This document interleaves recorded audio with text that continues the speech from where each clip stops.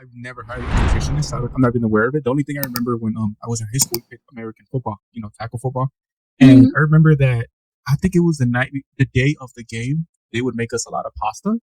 Apparently, there was some science in that. Like, can you kind of delve into that? I just remember being like, okay, game day means that we're eating pasta for lunch Yeah, for the game, so that's something that like delves into endurance too, like the carbs.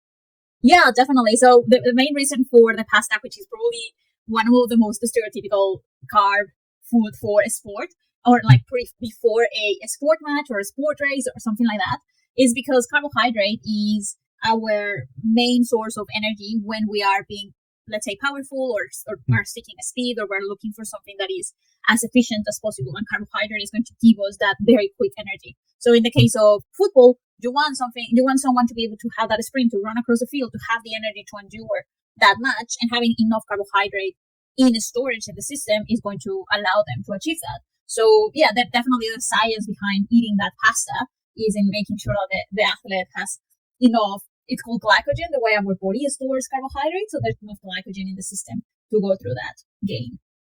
Okay, so basically, because we, like you said about carbs, like a lot of the gym community, it's like carbs are bad. No carbs, carbs, carbs. Is that if you're trying to cut, is that kind of true, or do you still obviously you still need some kind of carbs? Like, where's the logic behind carbs are really bad as far as the gym weightlifting community goes? Yeah, so the thing is that for a long time, carbohydrates have been getting this bad reputation in terms of, because the body is stored, like, yes, we store them as glycogen, but eventually, if you are consuming, let's say, energy in excess and you have saturated your glycogen stores, or your body's actually not using it as much, then it is stored as fat. But it's exactly the same as when we eat in excess of anything. It doesn't have to be only carbohydrate. The thing is that because it is so efficient, it is quicker, let's say, to store it like that as well. And when it comes to the gym, it's, let's say, because the requirement for energy in the form of carbohydrate is not as high as someone who is doing what at the same time but doing a run.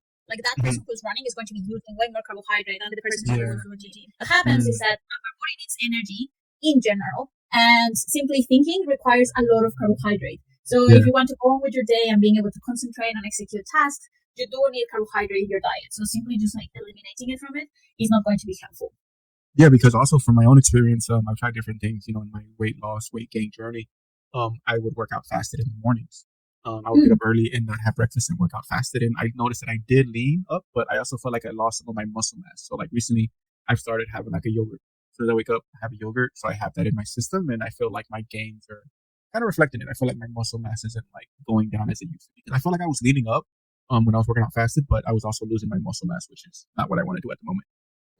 Definitely. Because the thing is that when you are doing a physical activity, such as the gym, even though you're not using as much carbohydrate, you are still using energy. And if you're already coming to the gym depleted, let's say, it's going to be a really hard session. And instead of being quality, where you are lifting the way you're supposed to and doing the reps in the with the execution you need, you are going to just do a half job.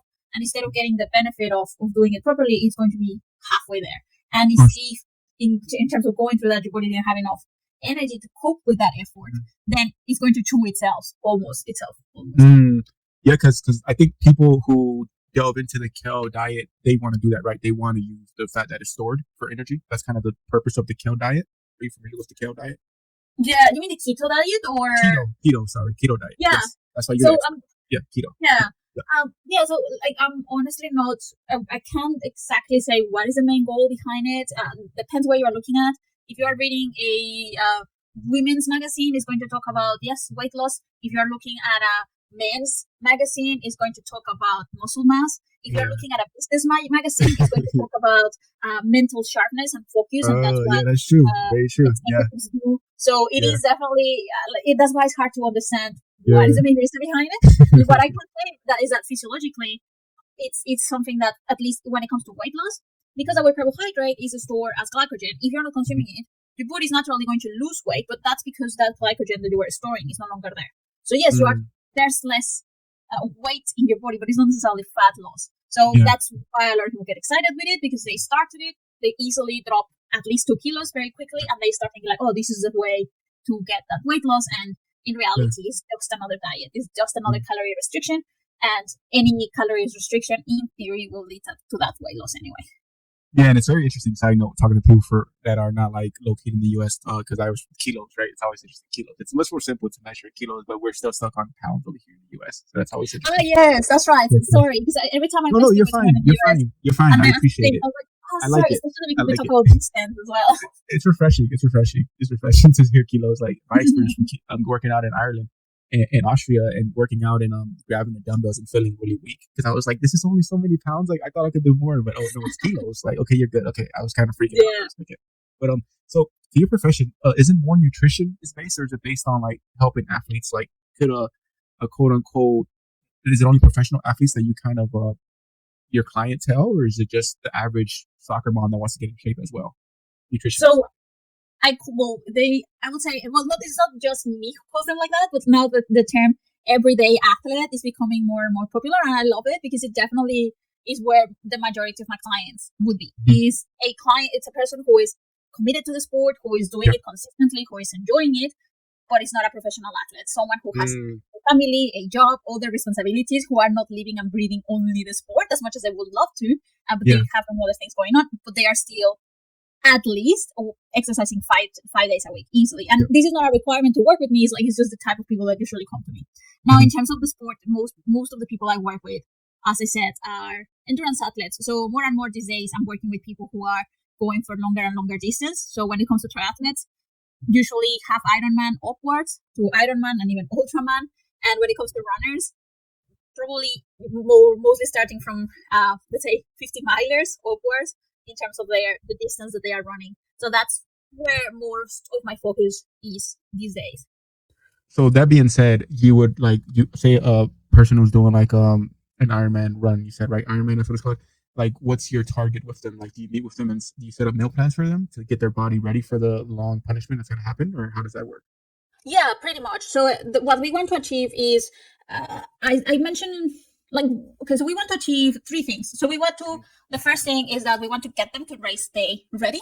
So to get to that point, the nutrition focuses on making sure that they are eating enough, that the diet includes all essential nutrients, that they have the energy their body needs, that the nutrition around their training is structured in a way that is going to enhance the quality of the training and going to bring those training adaptations. So it means that every minute they are spending training is paying off, is actually making a difference for them.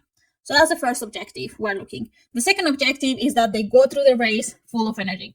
And to achieve that, it means that we're crafting a nutrition strategy for the time that they are essentially racing. What that means is that we need to understand which products are better for them, at what rhythm is best to consume them, the quantity that it will work better, the circumstances of the race. It depends on, well, in the case of an Ironman, it's quite straightforward, but there are other races where there are limitations, especially with runners, where the aid stations are in a weird distribution or their crew doesn't have access to certain locations. So we need to work with those boundaries, let's say.